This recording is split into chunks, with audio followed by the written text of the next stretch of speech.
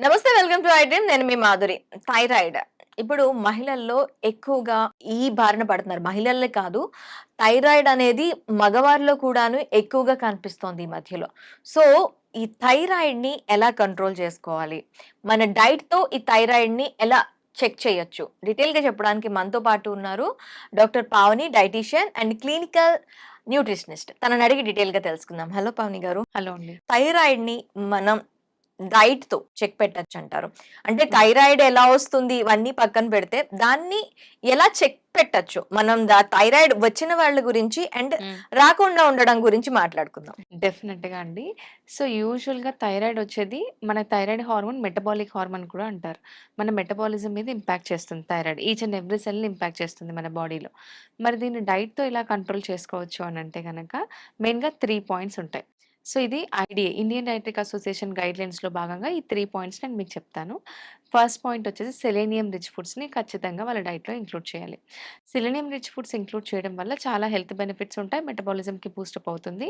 Selenium ఎందులో దొరుకుతుందంటే పప్పు ధాన్యాలలో దొరుకుతుంది. హ్మ్. Lintels, pulses, eggs, chicken, fish వీటన్నిటిలో మనకు సెలీనియం పుష్కలంగా దొరుకుతుంది. సో, దీన్ని మనం ఎలా ఇంక్లూడ్ చేసుకోవాలంటే థైరాయిడ్ ఉన్నవాళ్ళు ఖచ్చితంగా వాళ్ళ డైట్‌లో ప్రోటీన్ ఫుడ్స్‌ని ఎలాగో ఇంక్లూడ్ చేసినప్పుడు కూడా డైలీ ఒక పూట పప్పు అనేది ఖచ్చితంగా ఉండాలి. ఐదర్ చిక్ పీస్ నానబెట్టేసి బాయిల్ చేసైనా తీసుకోవచ్చు. స్ప్రౌట్స్ అయినా బాయిల్ చేసి తీసుకోవచ్చు. పప్పు నార్మల్ పప్పయినా సరే ఒక కప్పు 120 గ్రామ్స్ అయినా ఖచ్చితంగా ఇంక్లూడ్ చేస్తూ ఉండాలి. ఓకే. సెకండ్ పాయింట్ వచ్చేసి బి వైటమిన్స్. హ్మ్. బి వైటమిన్స్ ఏంటంటే మనకు వెజిటబుల్స్ అండ్ ఫ్రూట్స్‌లో దొరుకుతాయి. చాలా మందికేంటంటే వెజిటబుల్స్ ఏమేమి అవాయిడ్ చేయాలి? అసలు తినాల్సినవి కూడా అవాయిడ్ చేస్తూ ఉంటారు. హ్మ్. రీసెంట్‌గా ఒక క్లయింట్ చెప్పారు, "పాలకూర అవాయిడ్ చేయమంటున్నారు నాకు థైరాయిడ్ ఉందని" చెప్పేసి. అసలు పాలకూర కూడా అవాయిడ్ చేయాల్సిన అవసరం లేదు. మనకేమవుతుందంటే మనం బిర్యానీ తీసుకుంటాం. ఓకే. చిన్న హ్మ్. డౌట్. పాలకూరని ఎందుకు అవాయిడ్ చేయమన్నారు? మీకేమైనా ఐడియా ఉందా? అసలు అవాయిడ్ చేయాల్సిన అవసరం లేదు. ఓకే. మెయిన్‌గా ఏంటంటే మాధురి ఇక్కడ మనం రా వెజిటబుల్స్ తీసుకున్నప్పుడు గాయిట్రోజన్స్ ఎక్కువ రిలీజ్ అవుతాయి థైరాయిడ్ ఉన్నప్పుడు. ఓకే. సో, రాగా ఎప్పుడు తీసుకోకూడదు. అంటే పచ్చి కూరగాయలు ఎక్కువ ప్రిఫర్ చేయకూడదు thyroid clients. Okay. Boiled veggies ఎక్కువ ప్రిఫర్ చేస్తూ ఉండాలి. మరి ఎక్సెప్ట్ పచ్చివేమి తినొచ్చంటే కీరా, క్యారట్, బీట్రూట్ ఈ 3 తప్ప మిగతావన్నీ వెల్ కుక్డ్ వెజ్జెసే ప్రిఫర్ చేస్తూ ఉండాలి థైరాయిడ్ ఉన్నవాళ్ళు. హ్మ్. ఇప్పుడు మనం చూస్తూ ఉంటాం. మునగాకు జ్యూస్ తాగితే వెయిట్ లాస్‌కి హెల్ప్ అవుతుంది. పచ్చి మునగాకు రసం తీసుకోవాలి. లేకపోతే పుదీనా రసం తీసుకోవడం వల్ల హెల్ప్ అవుతుందని చెప్పేసి ఇలా పచ్చివి అంటే రాగా ప్రిఫర్ చేస్తూ ఉంటారు. అలా మాత్రం థైరాయిడ్ ఉన్నవాళ్ళు ప్రిఫర్ చేయకూడదు. ఓకే. ఎక్కువ మస్ట్ ఇంటేక్ యెస్. అనేది కంపల్సరీ కుక్డ్ ఉండాలి. వెల్ కుక్డ్ ఉండాలి. Well cooked. Half yes. Cooked కూడా కాదు. హాఫ్ కుక్డ్ కూడా కాదు. ఓకే. ఇంకోటేంటంటే బి వైటమిన్స్. మనకు తెలుసు వెజిటబుల్స్ అండ్ ఫ్రూట్స్‌లో మనకు బి వైటమిన్స్ దొరుకుతాయి. ఫ్రూట్స్ వచ్చేసి పర్ డే వాళ్ళు 100-150 గ్రామ్స్ తీసుకోవచ్చు. ఎలాంటి ఫ్రూట్స్ అయినా తీసుకోవచ్చు. ఇది అవాయిడ్ చేయాలంటే ఏమీ లేదు. హ్మ్. వెజిటబుల్స్ మాత్రం వెల్ కుక్డ్ తీసుకోవాలి. ఇప్పుడు వెజిటబుల్స్ అన్నీ తీసుకోవచ్చా వీళ్ళు? లేకపోతే ఏవైనా అవాయిడ్ చేయాల్సిన అవసరం ఉంటుందా? కొన్ని వెజిటబుల్స్ అవాయిడ్ చేయాల్సుంటుంది. దాన్ని క్రూసిఫెరస్ వెజిటబుల్స్ అంటాం.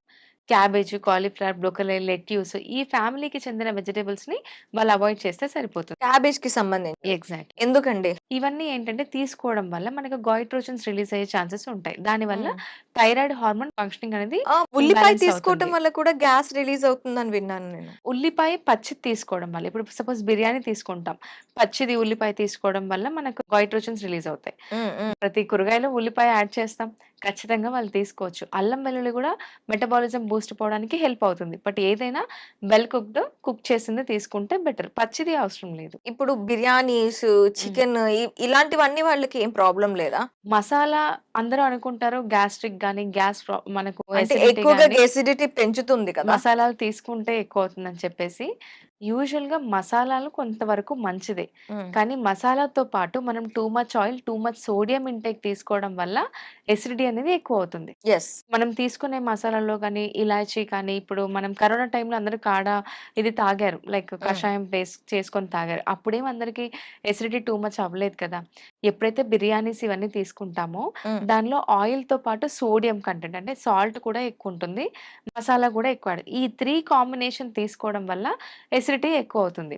ఓకే. అలాగే థైరాయిడ్ ఉన్న వాళ్ళకి ఆల్రెడీ మెటబాలిజం లో ఉంటుంది. ఈ 3 కాంబినేషన్‌తో పాటు మళ్ళీ పచ్చి ఆనియన్ గూడా ప్రిఫర్ చేస్తూ ఉంటారు. హ్మ్. దానివల్ల థైరాయిడ్ ఫంక్షనింగ్ అనేది ప్రాపర్‌గా అవ్వదు. సో, మంచిది కాకుండా వాళ్ళు కుక్ చేసింది తీసుకుంటే బెటర్.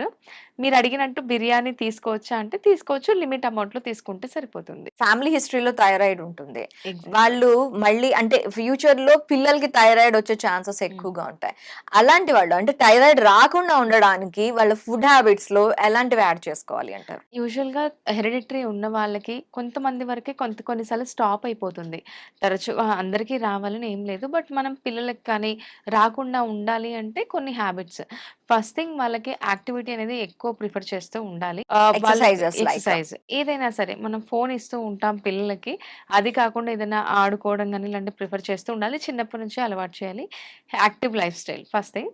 సెకండ్ వచ్చేసి పిల్లలు వెయిట్ గెయిన్ అవుతున్నారా లేదా అని ఖచ్చితంగా క్రాస్ చెక్ చేసుకుంటూ ఉండాలి. హ్మ్. థైరాయిడ్ వచ్చే ఛాన్సెస్ ఉన్నాయి అనంటే, మనం ప్రీ థైరాయిడ్ స్టేజ్‌లో థైరాయిడ్‌ని రివర్స్ చేయొచ్చు ఖచ్చితంగా.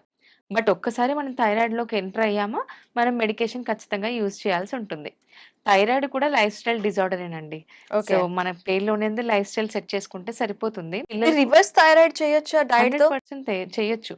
ఒకవేళ వాళ్ళకి థైరాయిడ్ వచ్చే ఛాన్సెస్ ఉన్నాయి. ఆల్‌మోస్ట్ మెడికేషన్ ఇంకా స్టార్ట్ చేయలేదు. వెయిట్ గెయిన్ ఎక్కువున్నారు. ఒబెసిటీలో ఉన్నారు. వాళ్ళకి హెల్త్ ఇష్యూస్ వస్తున్నాయి అనంటే స్టార్టింగ్ స్టేజ్‌లో ఉంటే ఖచ్చితంగా రివర్స్ చేయొచ్చు. Okay. With healthy life style. ఇందులో 4 పిల్లర్స్ ఉంటాయి. హ్మ్. ఫస్ట్ వచ్చేసి వాళ్ళ డైట్. కంపల్సరీగా 70% డైట్ మీద డిపెండ్ అయి ఉంటుంది. సెకండ్ వచ్చేసి workouts. Daily 45 minutes of workout అనేది చాలా చాలా important. Third water intake. Fourth వచ్చేసి sleep. Minimum 8 hours of sleep ఉండాలి. ఈ 4 పిల్లర్స్ ఆఫ్ ద లైఫ్ స్టైల్‌ని వాళ్ళు ప్రాపర్‌గా మెయింటైన్ చేశారనుకోండి, ఖచ్చితంగా రివర్స్ చేయొచ్చు. కానీ ఆల్రెడీ థైరాయిడ్ వచ్చేసింది, మెడికేషన్ యూజ్ చేస్తున్నారంటే, వాళ్ళు థైరాయిడ్ లెవెల్‌ని కంట్రోల్‌లో ఉంచితేనే వెయిట్ గెయిన్ అవ్వకుండా ఉంటారు. ఓకే. కొంతమందిని నెగ్లెక్ట్ చేస్తూ ఉంటారు. లైక్ థైరాయిడ్ వచ్చేసింది కదా! ఎనీవేస్ నేను మెడికేషన్ యూజ్ చేస్తున్నాను. ఏముందిలే అనుకోని లైట్ తీసుకుంటూ ఉంటారు. సో, వాళ్ళు ఖచ్చితంగా మెడికేషన్ యూజ్ చేసినా గూడా ఎవ్రీ 3 మంత్స్‌కి థైరాయిడ్ టెస్ట్ చెక్ చేసుకుంటూ థైరాయిడ్ హార్మోన్ టెస్ట్ టీఎస్‌హెచ్ వచ్చేసి 3-5 లోపల ఉండాలి.